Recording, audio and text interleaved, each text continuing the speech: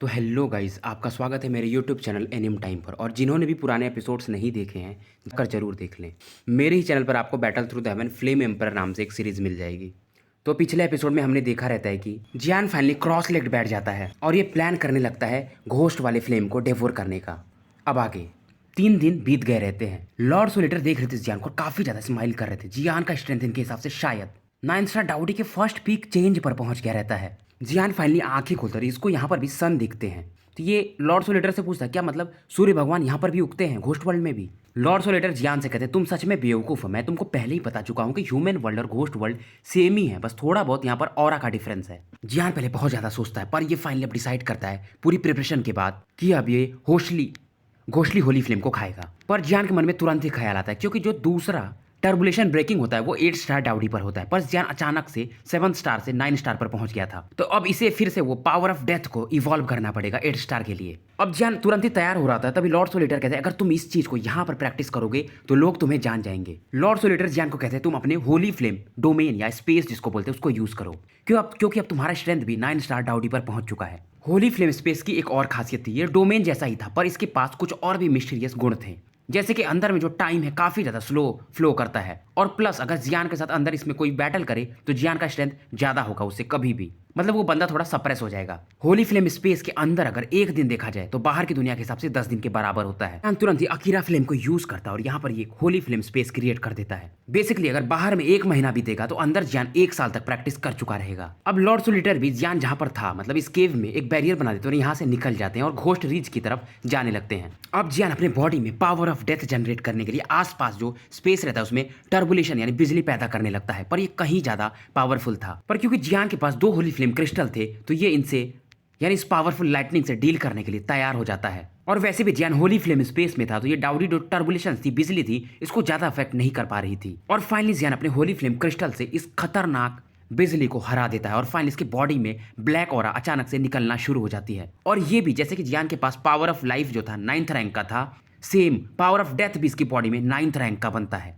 अब जियान खुश हो जाता है, अब ये फाइनली घोषली होली फ्लेम को डेवोर करने की प्रक्रिया शुरू करता है। ये तुरंत ही जू शेंगडान 3 फ्लेम फ्लावर्स और ब्लड स्पिरिट आइस लिक्विड वगैरह निकालता है। जियान को मालूम था यहाँ कि वैसे यहाँ पर तो टाइम काफी स्लो चल रहा है, पर होली फ्लेम को डेवोर करने में इसे काफी समय लगने वाला था। ये तुरंत ही इस घोषली फ्लेम का क्रिस्टल निकालता। पहले तो जियान को इसके अंदर से जो इसका सोर्स पावर है उसको बाहर निकालना ही पड़ेगा, तभी ये इसको मतलब सोर्स पावर को डेवोर कर सकता है। तो फिलहाल ये अपने सोल पावर का यूज कर रहा था। जियान तुरंत अपने सोल पावर से ह्यूज सोल पावर से इस क्रिस्टल को चारों तरफ से घेर लेता है। अकीरा फ्लेम को तो इसे डेवोर करने में ज्यादा समय नहीं लगा था, यानी तकलीफें नहीं आई थी, क्योंकि जायोमू का उस पर थोड़ा बहुत अभी भी पावर था। पर यहाँ पर सीन थोड़ा अलग था। अब धीरे धीरे इस होली फ्लेम क्रिस्टल में से घोषली फ्लेम का सोर्स पावर बाहर आने लगता है और ये सोर्स पावर बेसिकली एक ब्लू कलर का जायंट टाइगर में बदल जाता है और जियान की तरफ काफी गुस्से से देखने लगता है। जियान भी नहीं रुकता, ये तुरंत अपने अकीरा फ्लेम से इसको चारों तरफ से घेरना शुरू कर देता है। जियान यहीं पर नहीं रुकता, ये अपने 7th layer breaking the sky ruler से भी इस पर अटैक कर देता है। पर ये जायंट टाइगर भी इसके फोरहेड से पावरफुल ब्लू फ्लेम्स निकलती हैं और ये जियान के अटैक को टेम्पररी ब्लॉक कर देता है। जियान जानता था ये तुरंत ही 7th लेयर का 7th टेक्निक भी यूज कर देता है, पर फिर भी ये जो टाइगर था घोषली टाइगर, ये जियान के अटैक को इस समय इक्वली मैच कर रहा था।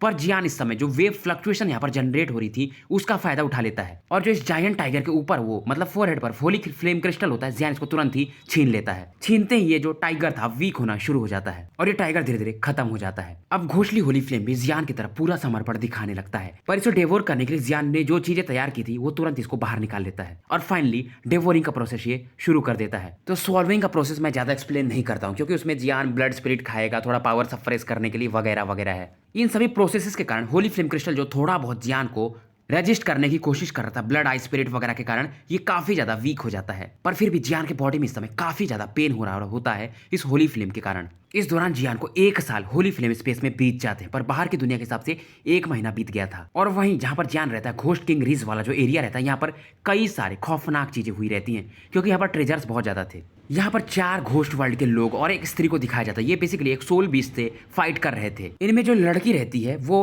वाटर स्पिरिट के साथ जन्मी थी, पर उसके बॉडी में डार्क डिजीज रहता है और ये वही लड़की रहती है जिसके पेट को जियान ने यानी स्पिरिट को गलती से मार दिया था। लॉर्ड सोलेटर जो इस रिज के माउंटेन में घूम रहे थे, इनको समझ में आता है कि जियान को 1 महीने हो गए हैं, तो ये उधर लौटने लगते हैं। इधर जियान अपने होली फ्लेम स्पेस में फाइनली अपनी आंखें खोलता और कहता है सक्सेसफुल। जियान की बॉडी में जो घोंसली फ्लेम का क्रिस्टल था जा चुका था, यानी इसके डाउकी सी में वो स्टोर हो चुका था। तभी जियान का ध्यान अपने डाउकी सी पर जाता है। इसका डाउकी तो पूरी तरह से वो फियर्स बीस्ट पहले ही खा चुका था और फिलहाल ये जो फियर्स बीस्ट था जियान के डाउकी सी में चुपचाप सो रहा था। पर जैसे जियान ने अपना ये सेकंड होली फ्लेम क्रिस्टल खाया था, अब ये बीस्ट मानो जागने लगा हो। जियान ध्यान से देख रहा था अपने अंदर के इस बीस्ट को। इसके बाल जो थे 2300 प्रकार के हेवनली फ्लेम से बने हुए थे, डिफरेंट फायर से। जागते ही वहां पर दौड़ने लगता है जहां पर अकीरा फ्लेम का क्रिस्टल और फिलहाल ये घोंसली फ्लेम का क्रिस्टल था और ये इन दोनों मतलब क्रिस्टल्स को चाटने लगता। पर ये जब भी चाटता था जियान फील करता था इसका जो पावर है मानो बढ़ गया हो। पर ये बीस्ट भी काफी चालाक था। ये अकीरा फ्लेम की बजाय उस घोंसली फ्लेम के क्रिस्टल को ज्यादा चाट रहा था क्योंकि उसके हिसाब से ये ज्यादा अच्छा है इसके लिए। और हो भी क्यों ना, क्योंकि घोंसली फ्लेम ज्यादा पावरफुल फ्लेम है। थोड़ी देर चाटने के बाद ये उसको रख देता है मानो ये थक गया हो, इसका पेट भर गया हो और तुरंत ही मानो ये सो जाता है आलसियों की तरह। अब जियान को समझ में नहीं आती ये बीस्ट है क्या चीज इसके बॉडी के अंदर, क्योंकि मतलब पहले के लोगों ने बताया था जियान को कि अगर तुम्हें डाउजियान लेवल में जाना है तो तुमको अपने डाउकी सी को कंप्रेस करना पड़ेगा, छोटा करना पड़ेगा। पर जियान की डाउकी सी में तो कुछ था ही नहीं, ये बीस्ट था। अब जियान का ध्यान इसके फ्लेमिंग मंत्रा पर जाता है। इसका फ्लेमिंग मंत्रा भी कल्टीवेट होते होते इमॉर्टल लेवल के मिडिल स्टेज में पहुंच गया था। तुरंत अपना फ्लेमिंग मंत्र एक्टिवेट करता है। होली फ्लेम को डेवोर करने में जियान ने अपना अच्छा खासा डाउकी यूज कर लिया था। तो फिलहाल जब ये अपने फ्लेमिंग मंत्रा को यूज कर रहा था तो इसका जो रिकवरी रेट था काफी स्लो था और 5 घंटे लग जाते हैं जियान को अपनी पीक वाले अवस्था में आने में। ये तुरंत ही घोंसली फ्लेम को सम्मन करता है। इसका टिप ऑफ द फिंगर पर ये फ्लेम आ जाता है। ब्लू कलर के साथ थोड़ा घोस्ट की इसमें मिक्स था। फ्लेमिंग मंत्रा मानो जियान के इस घोंसली फ्लेम को एब्जॉर्ब करना चाहता हो, तभी तो ये भी इवॉल्व हो सकता था। पर जियान को इसके कारण अभी काफी ज्यादा पेन होने लगता है। हालांकि फ्लेमिंग मंत्र अब इसकी पावर को एब्जॉर्ब करना शुरू कर देता है और इसी के कारण जियान का स्ट्रेंथ भी तो पीक पर जाता था। अब धीरे धीरे घोंसली फ्लेम का जो सोर्स पावर था फेनजुआन यानी फ्लेमिंग मंत्रा में जाने लगता है और ये टेक्निक काफी तेजी से इस समय इवॉल्व होना शुरू हो जाती है और जियान काफी ज्यादा पेन में होता है। पर जियान के जो हार्ट में वो जो अज्योर फ्लेम था यिंगिंग वाला जियान को मानो अभी भी प्रोटेक्ट कर रहा हो और ये जियान के दिमाग को शांत कर दे रहा था। बार बार इसका पेन भी कम हो जा रहा था। ऐसा लग रहा था जियान की बॉडी एक्सप्लोड कर जाएगी। पर फ्लेमिंग मंत्रा के काफी तेज से रिवॉल्यूशन के कारण जियान के बॉडी में जो लाइफ एंड डेथ पावर भी रहता है थोड़ी समय में मर्ज होने लगता है और फ्लेमिंग मंत्रा इवॉल्व होते होते होली रैंक पर पहुंच जाता है और वो भी मिडिल स्टेज में। और जियान भी शायद डाउडी के पीक पर पहुंच जाता है। जियान अभी खुश था, तभी ये फील करता कि फ्लेमिंग मंत्रा में से एक पावरफुल टेक्निक निकल रही हो, फोर्स निकल रहा हो और जियान के पैरों की तरफ बढ़ रहा हो। इसे देखकर जियान खुश तो था पर अब थोड़ा बहुत डर भी इसके अंदर बैठने लगा था। इसका पावर और ज्यादा बढ़ रहा होता। जियान समझ जाता अगर ये जल्दी से डाउजियान लेवल पर पहुंच गया, अपने पावर को सप्रेस नहीं कर पाया तो इसके फ्यूचर का जो ग्रोथ रहेगा मानो रुक जाएगा। और दूसरा चीज डाउजियान लेवल के जो वॉरियर होते हैं अपनी डाउकी सी को कंप्रेस कर देते हैं। पर जियान के केस में अलग था। इसके अंदर तो डाउकी सी था ही नहीं, मतलब डाउकी पावर तो था ही नहीं डाउकी सी में। यहाँ पर तो एक बीस्ट था, इसलिए जियान इतना जल्दी रैशली डाउजियान लेवल पर नहीं जाना चाहता था। पर ये जो पावर था, फ्लेम एनर्जी था, इतना ज्यादा पावरफुल था कि शायद अगर जियान इसको बाहर फेंक दे तो होली फ्लेम स्पेस ही डिस्ट्रॉय हो जाए। पर इसको फिलहाल समझ में नहीं आ रहा होता है। अब ये जो इसके पास ज्यादा पावर था इसे बाहर ही फेंकने वाला होता है, तभी इस होली फ्लेम स्पेस में मानो एक इंसान प्रकट हो गया, क्रिएचर। पर जियान को समझ में नहीं आता ये जो स्पेस है ये तो इसका है। पर जब जियान ध्यान से देखता तो ये कोई और नहीं फ्लेमिंग बीस्ट था जो इसकी बॉडी में चुपचाप नन्हे मुन्ने की तरह सोता रहता था। अभी तो ये थोड़ी देर पहले सोने जा रहा था पर जियान की बॉडी में जब इतना ज्यादा ये पावर देखता है तो ये खुद ही बाहर आ जाता है। शुरुआत में जियान के हिसाब से ये बंदा जियान के डाउकी सी में 100 फीट का रहा होगा, पर अभी ये 50 फीट का ही दिख रहा था, यानी कि ये भी बेसिकली कॉम्प्रेस्ड हो गया था। ये जियान की तरफ देख करके एक दहाड़ मारता है। जियान समझ जाता है ये जो एक्स्ट्रा पावर इसको ये खाना चाहता है और ये बीस्ट बताता है। जियान थोड़ा चिंतित था कि मैं अगर इस पावर को खाऊंगा तो मैं भी ग्रो कर सकता हूँ और मुझे कुछ नहीं होगा। जियान भी समझ जाता है, ये स्माइल करता है और इस पावर को इसकी तरफ भेजने लगता है। और ये जो पावर था ब्लू कलर का था, पर इस पावर को निकालते जियान के बॉडी में भी थोड़ा बहुत हल्का सा पेन होता है। पर इस बीस्ट के अंदर से 2300 प्रकार के फ्लेम के पावर को जियान अभी भी सूंघ सकता था। और ये जो ब्लू लिक्विड रहता है या पावर रहता है फ्लेम का, ये बीस्ट इसको फाइनली डिवोर कर जाता है। इसे डिवोर करते ही फ्लेमिंग बीस्ट के फोरहेड पर कुछ तो चमकने लगता है हल्का हल्का। जियान को समझ में नहीं आता ये है क्या चीज। ये यूनिकॉर्न के जैसा दिख रहा पर ये यूनिकॉर्न नहीं है, टाइगर के जैसा दिख रहा पर ये टाइगर नहीं है, गाय के जैसा दिख रहा पर ये गाय भी नहीं है, वुल्फ के जैसा दिख रहा है ये वुल्फ भी नहीं। ये है क्या चीज। मतलब इसकी बॉडी में इसका जो हेड रहता है टाइगर के समान, पूंछ जो रहते हैं भेड़िए के समान और जो बीच वाला पार्ट रहता है मानो बैल के समान हो। पर फाइनली इस पावर को एब्जॉर्ब करने के बाद ये तुरंत ही जियान की डाउकी सी में जाकर सो जाता है। पर जियान एक चीज देखता है कि इसके पेट में जाने के बाद यानी डाउकी सी में जाने के बाद ये बंदा भी मानो भी ट्रांसफॉर्म हो रहा हो काफी धीरे गति से। अब जियान तुरंत ही होली फ्लेम स्पेस से बाहर आ जाता है। इसको मालूम था कि डाउजियान लेवल पे जाने के लिए इसको एक और डाउडी टर्बुलेशन ब्रेक करना पड़ेगा और power of life and death को कंप्लीटली मिक्स करना पड़ेगा। और जियान को उस वुमेन का याद आता जो इससे कही रहती कि जब तुम डाउजियान लेवल पर पहुंच जाओगे 100 सालों में तभी मेरे से मिलने आना। और ये मनी मन कहता है कि गार्जियन ऑफ द जायो फैमिली वेट करना, मैं कुछ ही समय में आऊंगा। लॉर्ड सोलिटर भी इधर स्माइल करते और जियान से कहते हैं अच्छा तो तुम डाउडी पीक पर पहुंच चुके हो। अब ये जियान से कहते हैं हमें यहाँ से निकलना पड़ेगा। जियान पूछता है कहाँ जाने वाले, ये बोलते हैं घोस्ट किंग रिज में एक घोस्ट मून वेल जगह है। पर जियान कहता है यही तो घोस्ट किंग रिज है ना। ये बोलते हैं बेसिकली ये आउटर मोस्ट एरिया है, हमें अंदर बीच में जाना है। और फाइनली जियान के ये रिंग में एंटर कर जाते हैं, ये लोग आगे बढ़ने लगते हैं। इधर घोष मून वेल के सीन को दिखाया जाता है। यहाँ पर वही पांचों लोग एक बीस्ट को कब से पाने की कोशिश कर रहे थे। फिलहाल यहाँ पर कोई किंग फैमिली का रहता है और एक दो और फैमिली रहती है, इनके बीच में थोड़ी बहुत फाइट चलती रहती थी।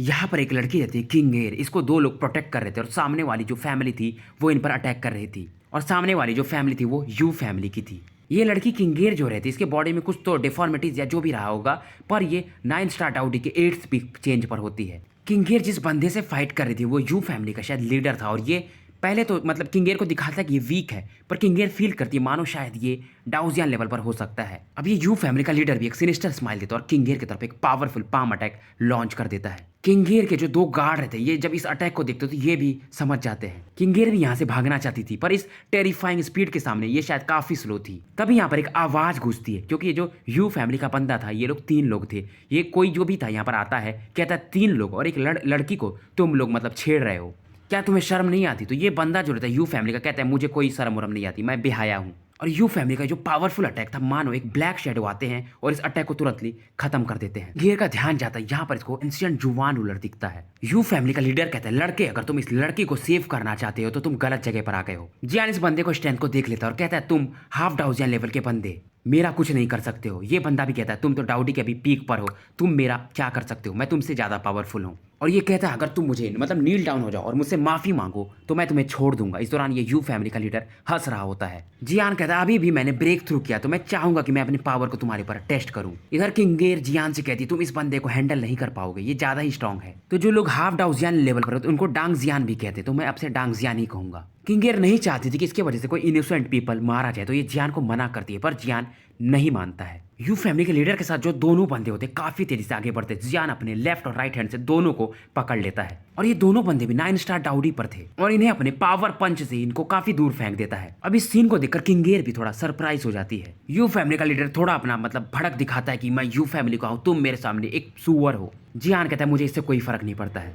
इतना गुस्से में आता है जियान के तुरंत ही यू फैमिली के लीडर की तरफ बढ़ने लगता है। इधर किंगेर भी समझ जाती है कि जियान जो डाउडी पीक पर है फिर भी ये शायद बांग जियान क्या इवन डाउग जियान से भी फाइट कर सकता है। जियान यू लीडर से मतलब 2-3 राउंड फाइट करता है और इससे कहता लगता है तुम्हारा स्ट्रेंथ उतना ज्यादा नहीं है जितना तुम हाँक रहे थे। जियान बेसिकली ये फाइट इसलिए कर रहा था क्योंकि अचानक से ये प्रमोट हुआ है तो इस पावर को अपनी बॉडी में पूरी तरह से यूटिलाइज मोबिलाइज कर ले। यू फैमिली का लीडर यू टियानशो नाम का एक अटैक करता है। इसका जो हाथ रहता है लगभग काफी अच्छा खासा साइज में फैल जाता है और एक पावरफुल पंच ये जियान की तरफ फेंक देता है और इसमें से पावर प्योर मतलब व्हाइट लाइट और ब्लैक लाइट ब्लेंड होते हुए जियान की तरफ बढ़ने लगती है। ये तुरंत ही अपने ब्लूइश येलो फ्लेम को बाहर निकालता है। अब आप लोग समझ ही गए ब्लू फ्लेम मतलब घोसली फ्लेम और येलो मतलब अकीरा का मिक्स। इधर किंग फैमिली के जो दोनों 2-3 बंदे और भी रहते हैं कहते हैं मिस इस लड़के का जो पावर है, इनको डर लग रहा होता है क्योंकि सामने का बंदा डाउजियन का था, पर किंगेर कहती है मुझे लगता है ये लड़का संभाल लेगा। इस दौरान ये भी अपने होंठ काट रही होती है। दोनों के पावर टकराते आसपास पूरा धुआं धुआं छा जाता है और सामने वाला बंदा ये सोच रहा होता है कि जियान शायद मारा गया होगा, पर तभी इस मतलब धुएं में से एक आवाज आती है। जियान बोलता है तुम्हारा पावर उतना ज्यादा नहीं है अभी भी मेरे हिसाब से। ये बंदा आश्चर्यचकित हो जाता है, तुम मरे नहीं अभी तक। जियान धुएं में से बाहर आता है और कहता है एक बार और आओ। तो जियान का जो बेसिकली ये ब्लूइश येलो फ्लेम था ये दोनों फ्लेम का फ्यूजन था। जियान यिंगिंग के होली फ्लेम को यूज नहीं करना चाहता था, नहीं तो इसका सोर्स डिस्ट्रॉय हो जाएगा तो ये फ्यूचर में यिंगिंग को रिवाइव नहीं कर पाएगा। अभी यू फैमिली का बंदा समझ जाती है यहाँ से भागने लगता है, पर यू किंगेर जो रहती जियान से कहती है लिटिल ब्रदर ये भागने ना पाए। भागते भागते बंदा कहता है लड़के याद रखना मैं जब अगली बार आऊंगा तुम मारे जाओगे। अब ये भाग ही रहा था तब ये फील करता मानो इसकी बॉडी पर कोई ब्लूइश येलो फ्लेम बीट कर रही हो, धड़क रही हो और ये जो फ्लेम थी मानो एक टाइम बॉम्ब के समान हो, इसकी बॉडी को जलाने लगती है और तुरंत ही 1 सेकंड में एक्सप्लोड कर जाता है। इसका बॉडी क्या सोल भी नहीं बचता है। इधर घोस्ट किंग माउंटेन में जहाँ पर जियान वगैरह होता है इस प्रकार के फ्लक्चुएशन को थोड़ी दूर पर फील करके कुछ लोग कहते हैं क्या किंगेर वगैरह को कुछ हो तो नहीं गया। ये बंदे का नाम किंग वैन होता है। ये थोड़ा हैरान थे इस समय, डर गए थे कि इसकी लड़की को कुछ हो तो नहीं गया, मेरे हिसाब से इनकी लड़की होगी। तभी किंग वैन के आवाज में एक आवाज आता है ब्रदर, तो मतलब ये इसकी बहन है। किंगेर कहती है। जब किंग वेन को पता चलता है कि सामने वाला बंदा हाफ डाउजियान लेवल पर था तो ये कैसे बच गई, ये शक पका के पूछते तुम बची कैसे। किंग वेन जियान की तरफ देखता है और ये थोड़ा और भी ज्यादा शॉक्ड हो जाता है, कहता है यही तो वो लड़का था जिसने तुम्हारे पेट को मारा था, क्योंकि उस दिन जियान जो था बेसिकली अपने चेहरे को ढके हुए था। अब किंग वेन भी उस चीज को तो भूल जाता है, अब जियान को देखने लगता है। अब ये बोलता है, किंग वेन जियान के पास आता है और कहता है मैं किंग वेन हूँ, मैं क्विंग फैमिली का हूँ और घोस्ट किंग सिटी से हूँ। अब जियान कहता है क्योंकि तुम आ ही गए तो अब मैं यहाँ से निकल रहा हूँ। किंग वेन स्माइल करता है और कहता है आप जा कहाँ रहे हो। जियान को ज्यादा कुछ बताता नहीं, कहता मैं यहाँ पर एक्सपीरियंस के लिए निकला हूँ। तभी किंग वेन कहता है क्या आपको पता है कि इस घोस्ट किंग रिज में एक जगह है घोस्ट मून वेल और वहां पर कई सारे ट्रेजर्स हैं। जियान कहता है अच्छा आपने इसके बारे में मुझे पहले भी बताया था जब मैं आपसे पहली बार मिला था। ये बोलता है वहां पर एक लेजेंड स्टोरी है। ये बताता है कि अगर तुम उस कुएं में जब चंद्रमा पूरी तरह से उगा हो, डार्क रात हो, तो तुम उस कुएं में अपनी जो सबसे फेवरेट है, जिसको तुम सबसे ज्यादा प्यार करते हो, उसे तुम देख सकते हो। और ये चीज सभी लोग जानते हैं। और ये कहता है फिलहाल वैसे भी वही समय चल रहा है, कुछ दिनों में आपको डार्क मून मिल जाएगा। अब जियान कहता है क्या वो मैजिकल पैलेस है। ये बंदा यहीं पर नहीं रुकता और ये बताता है जियान को कि वो जो घोस्ट किंग वेल है या घोस्ट मून वेल, वो तुम्हारे डाउ की सी को कंप्रेस्ड भी कर सकता है। इसी के रास्ते कोई भी बंदा डाउ इमॉर्टल यानी डाउजियन लेवल पर जा सकता है।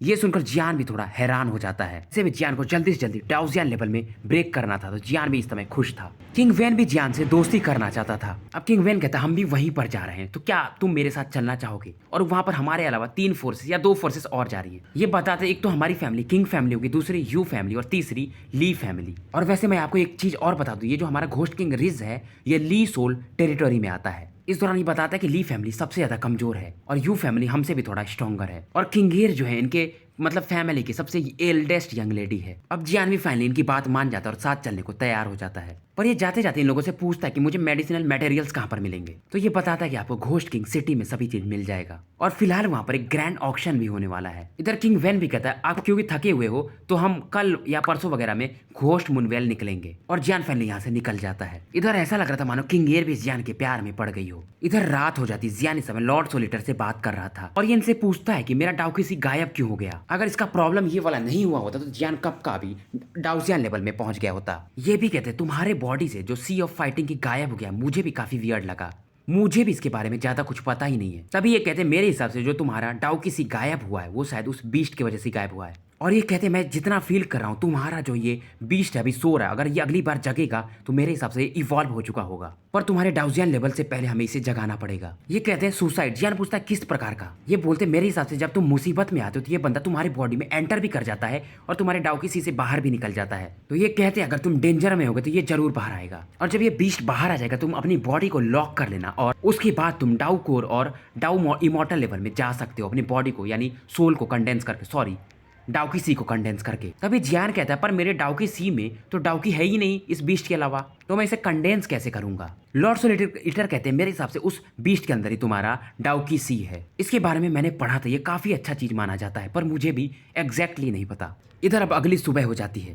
किंग वेन जियान के टेंट में आता है। जियान इस समय क्रॉस लेग्ड बैठा हुआ था। जियान किंगेर की तरफ देखता है और ये समझ जाता है इसकी बॉडी जो है वाटर स्पिरिट से बनी हुई है, पर शायद इसकी बॉडी सिंपल नहीं है। लॉर्ड सोलिटर भी सेम चीज कहते हैं। अब ये लोग आगे बढ़ना शुरू कर देते हैं। इधर घोस्ट किंग माउंटेन में इन्हें कई अनफैमिलियर लोग मिलते हैं। बेसिकली ये लोग यू फैमिली को, उनमें से यू कुवान किंग फैमिली को परेशान कर रहा था। यहाँ पर यू कुवान जो था ये करंट मैनेजर था यू फैमिली का और ये डाउजियन लेवल के 1 स्टार मिडिल स्टेज में था। यू कुवान काफी खुश था क्योंकि इसके हिसाब से किंगेर वगैरह को इसके जो एक गार्ड रहते हैं उन्होंने रोक दिया है, मतलब जिसको हम लीडर कह रहे थे, पर इसको क्या पता रहता। ये बोलता है कि शायद इस बार हमारे मेन दुश्मन ली फैमिली का वो ली शी होगा और वो भी डाउजियन लेवल का अर्ली स्टेज का वॉरियर है। ये लोग सभी मतलब बेसिकली ऑक्शन हाउस में जा रहे थे। ली शी को भी पता रहता कि घोस्ट मून वेल में कुछ तो काफी अच्छी चीजें हैं और ये थंडर एट्रीब्यूट का बंदा था। घोस्ट मून वेल का एक और खतरनाक चीज था, हर फुल मून की रात को यहाँ पर कुछ मिस्टीरियस चीजें होती थी और शायद ये पावरफुल मार्शल आर्ट्स और फाइटिंग स्किल्स के कारण होता था। और शायद ऐसा भी बोला जाता है इस जगह पर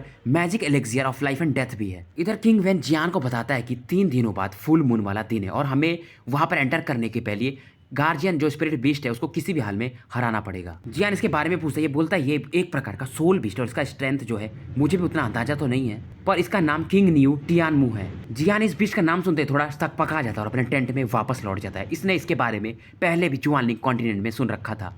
ये अपने स्ट्रेंथ के लिए बीस्ट जाना जाता है और ये आराम से डाउ जियान 1 स्टार के मिडिल स्टेज के लोगों को भी अपने स्ट्रेंथ के दम पर ही परास्त कर सकता है। जियान को पता था कि इसके बॉडी में वुड एट्रीब्यूट तो है पर ये इसे फुली यूटिलाइज नहीं कर पाता है। अगर ये इस बीस्ट को मार दिया तो इसके सोल कोर से इसका जो वुड एट्रीब्यूट है इवॉल्व हो सकता है। इससे जियान का डिफेंस पावर भी कहीं ज़्यादा बढ़ जाएगा। तभी लॉर्ड सोलिटर कहते हैं ज़्यादा खुश मत हो, तुमको मालूम है ना वो बीस्ट कितना ज़्यादा पावरफुल होगा। पर जियान को भी सोल बीस्ट के बारे में बहुत अच्छे से नहीं पता होता है। लॉर्ड सोलिटर इसे कुछ और इन्फॉर्मेशन देते हैं। ये बोलते हैं तुम्हें क्या मतलब घोस्ट वर्ल्ड में भी बहुत कम ही लोग होंगे गिने चुने जिनको इसके बारे में पता होगा। ये बताते हैं कि हालांकि ये जो बीस्ट है ये बचपन से ही काफ़ी ज़्यादा स्ट्रांग होता है पर इसका जो मेन एट्रीब्यूट होता है वो पीस ऑफ वुड ही होता है और इसका वुड जो होता है काफी ज्यादा स्ट्रांग होता है। लॉर्ड सोलिटर बताते हैं कि जैसे कि तुम होली फ्लेम खा करके अपनी फायर एट्रीब्यूट को बढ़ाते हो, अगर तुम इस वुड एट्रीब्यूट को एब्जॉर्ब कर लोगे तो तुम्हारा डिफेंस भी वैसे ही उतने गुना ज्यादा धीरे धीरे स्ट्रांगर होता जाएगा।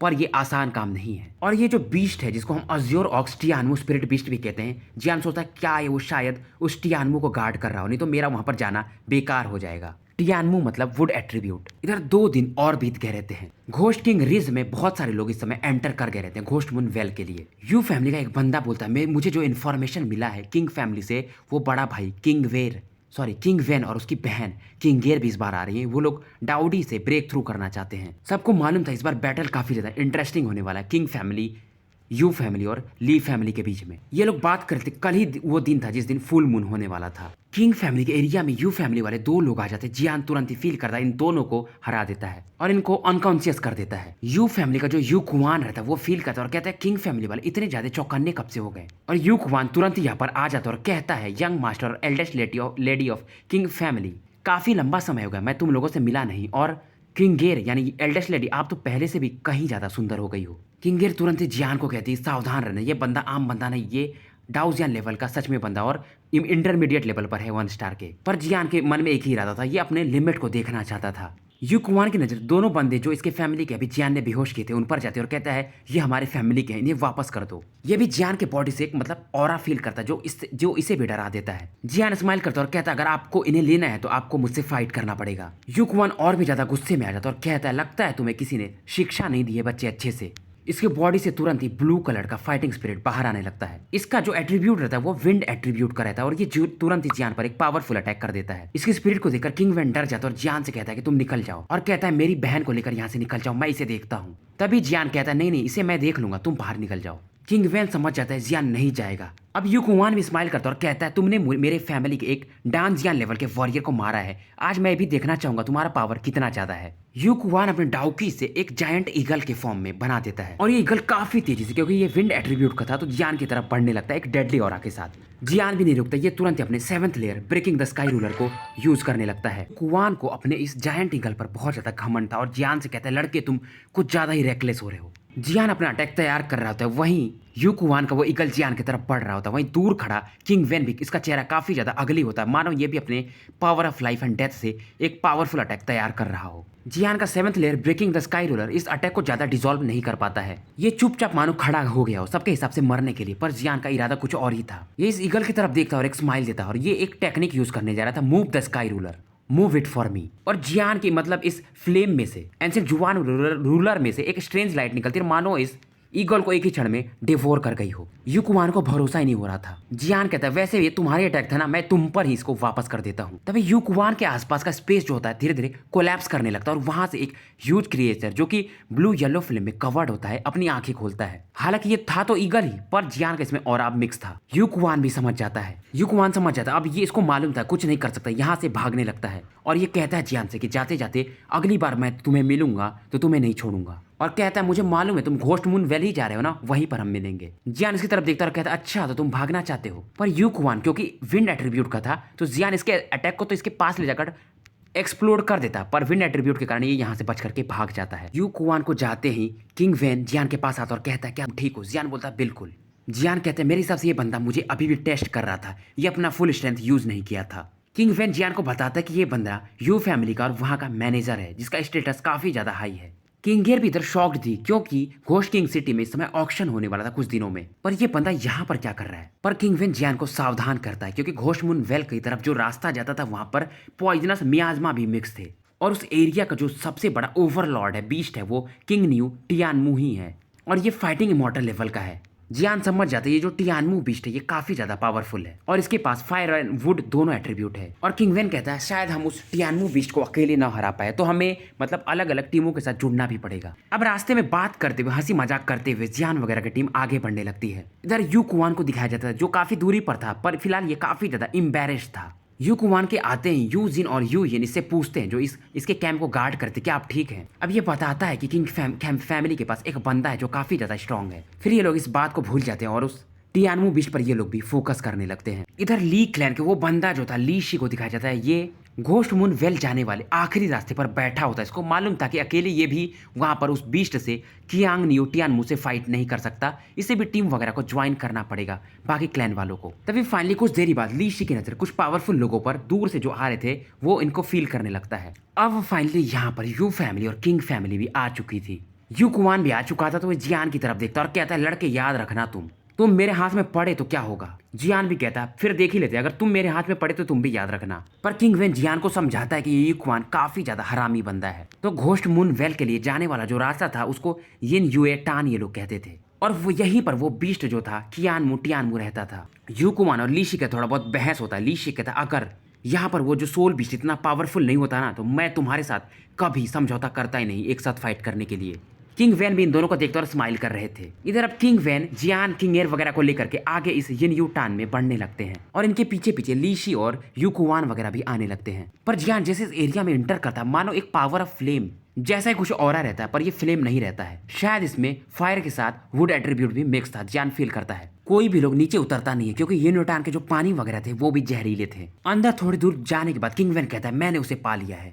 तभी किंग वैन पर एक वाटर कॉलम काफी तेजी से अटैक करता है, पर जियान इसे तुरंत ही ब्लॉक कर देता है। सभी लोग समझ जाते हैं यहाँ पर वो बीस्ट आ चुका है। तभी यूकुआन समझ जाता है ये जो बीस्ट है उसकी तरफ काफी तेजी से ये बढ़ने लगता है। जियान भी जानता था क्योंकि उसे भी ये बीस्ट जो था टियानमू चाहिए था अपने वुड एट्रीब्यूट के लिए, तो ये लोग भी इसके पीछे पीछे काफी तेजी से निकल जाते हैं। पीछे से वो लीशी भी आ रहे थे। ये सभी लोग इस समय वाटर सरफेस पर अटैक करने लगे थे जहां से वो अटैक आया था, और यहाँ पर फाइनली एक क्रिएचर अपनी आंखें खोलता है और बाहर आता हुआ इसमें से दिखता है। ये काफी बड़ा था और ये कोई और नहीं बल्कि वही टियानमू सोल बीस्ट होता है। इसकी साइज कम से कम 100 फीट की होगी और ये सोल बीस्ट जो होता है ब्लू लाइट में इस समय कवर्ड होता है और सबको देख रहा था।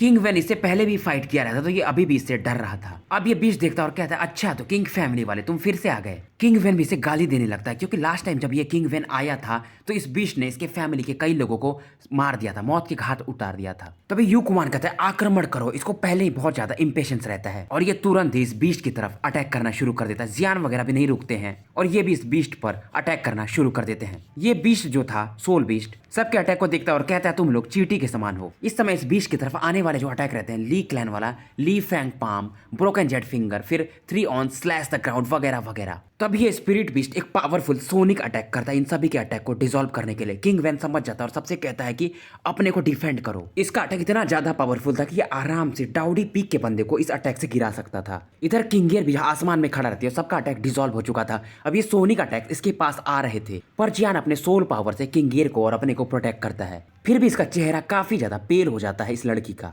अब जियान के सोल पावर को देखकर किंगियर समझ जाती, पूछती क्या तुम एक एल्केमिस्ट हो? जियान हाँ में सर हिलाता है। अब किंगियर कुछ और भी पूछ पाती, तभी जियान कहता है मैं उन लोगों की हेल्प करने जा रहा हूँ, आप पीछे ही खड़े रहो। इधर लीशी भी हालांकि इस सोनिक अटैक को ये डिसॉल्व तो कर देता है, पर ये भी थोड़ा बहुत घबरा गया था इस अटैक से। पर इस अटैक के कारण लीशी, यूकुआन वगैरह सभी के नाक से खून आ रहा था। यूकुआन भी जानता था ये अकेले जीत नहीं सकता, तो ये भी अभी फिलहाल सबके सहयोग में साथ दे रहा था। इधर टियानमू बीस्ट सभी को घायल देख करके काफी खुश था। अब ये बीस्ट खुश था तभी यहाँ पर एक आवाज घुसती और कहता है कोई इससे कि ओल्ड गाय अभी तुम कुछ ज्यादा ही जल्दी खुश हो रहे हो। अभी इस बीस्ट का भी ध्यान उस तरफ जाता है जहां पर एक इसको पावर सेंसेशन होता है फ्लेम का, बर्निंग फ्लेम का। ये देखता है वहां पर एक बंदा खड़ा था, उसके पास मतलब ब्लू येलोविश फ्लेम मिक्स थे। फिर भी ये बंदे की तरफ यानी जियान की तरफ एक प्लेफुल स्माइल से देख रहा था। तो गाइस स्टोरी यहीं पर समाप्त करता हूं, पर आज मैं एक लंबा वीडियो फिर भी 35 मिनट का शाम में दे ही दूंगा आपको।